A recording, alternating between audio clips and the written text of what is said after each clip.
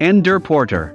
The mod revolves around its main block, the Ender Porter. Their functionality shines when used in conjunction with other items and blocks in this mod. Giving the Ender Porter a redstone signal will teleport the Ender Porter's owner, the player who placed it down, to the Ender Porter. Ender Porters can be dyed by right-clicking them with dye in your hand. Link an Ender Fruit to an Ender Porter by right-clicking the Ender Porter while holding Ender Fruit.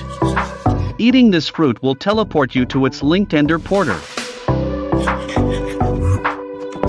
When activated, the Ender Pressure Plate and Ender Button will teleport the player to their linked Ender Porter. To link an Ender Porter to a pressure plate or button, right-click on the pressure plate or button while holding an Ender Fruit that has already been linked to your desired Ender Porter. The Mob Porter is a standard tool that allows the player to pick up mobs. The Advanced Mob Porter is needed for hostile enemies.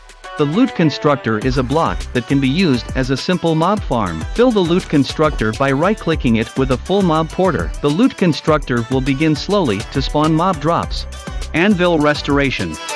Anvil Restoration adds the ability to repair and damage placed anvils in the world. Right-clicking the anvil with an iron ingot will repair it one stage, saving you some iron to repair it before it breaks completely. This will consume the ingot. Right-clicking it with obsidian will damage it one, until in its most damaged stage. It won't break the block. This will allow for extra design purposes without having to use lots of experience to damage it manually. The obsidian will not be consumed.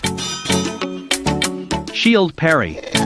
This mod enables anything that's recognized as a shield to parry projectiles such as snowballs, ender pearls, fireballs including blazes and dragons fireballs, and arrows. You can still parry fireballs by hitting them with your sword. Parry Agast's fireballs with a shield. Executing a parry not only does this, but your shield will also not take damage.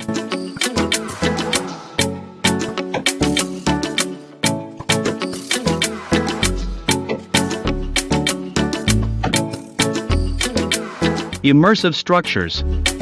This data pack adds various new structures to Minecraft's overworld. The final goal is to add more structures that perfectly fit Minecraft worlds. This mod adds multiple buildings that suit the ambience and aesthetics of that biome. This pack will add around 30 unique structures to the game by completion.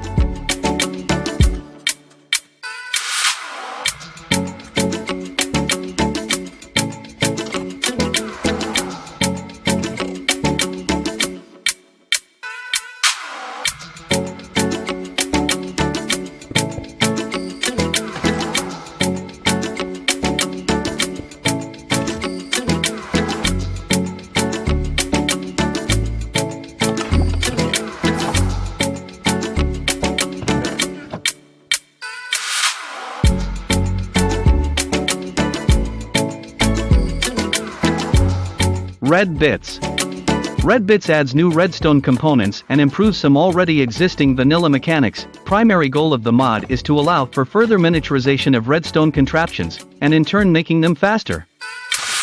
Features: large buttons with larger hitboxes. For new pressure plate types, pressure plates triggered by different entity types. Inverted redstone torch that doesn't invert the signal. 6 new redstone gates: detector, switcher, inverter, latch, timer and two-way repeater.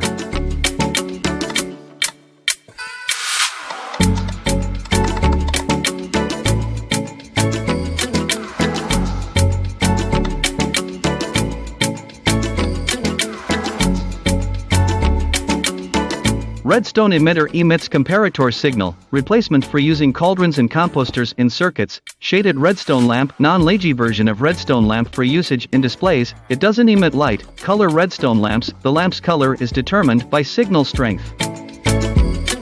Blaze Gear. Blaze Gear mod implements into the game a set of armor and tools, which were forced in the flame of the blazes. One of the iconic aspects of Blaze Power is its fire totems, which levitate around its host to protect them from harm. With Blaze Gear mod installed, players can start out to hunt for the flame of blaze. Even better, Amethyst. This mod makes Amethyst more usable by offering several changes. Firstly, the budding amethyst block found in geodes, which is the only block amethyst shards can grow on, can now be crafted using an amethyst block and encircled with amethyst shards, allowing amethyst to be collected more easily. Since amethyst is now easier collected and farmed, this mod also adds several new blocks for decoration.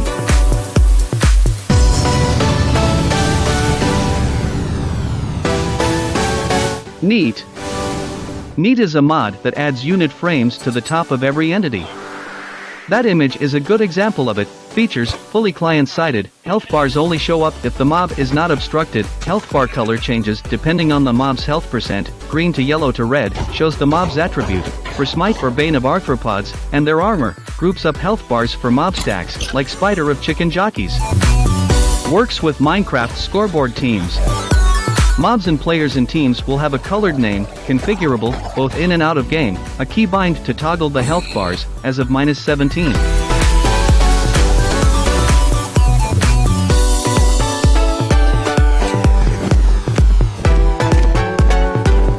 Squat Grow. Squat Grow mod integrates a new feature, in which players can manually grow their crops and saplings simply by squatting in front of it using the Shift key. For a long time, players have been using bone meals in order to grow trees. However, this method is often looked at as costly and not as efficacious when it comes to growing a large number of trees in a short period of time. Such deterrent is due to the fact that bone meals are quite hard to come by, as players would need to collect regular bones from the skeletons scattering around the world. With Squat Grow, players could simply repeatedly press Shift in front of a tree, and it will grow twice as fast compared to the bone meals. At the same time, players can configure the affecting range up to 16 blocks, which is quite huge if players want to grow an entire forest. Display Case. Display Case mod adds to the game a beacon-like block, which is empty inside to allow players to display their favorite items.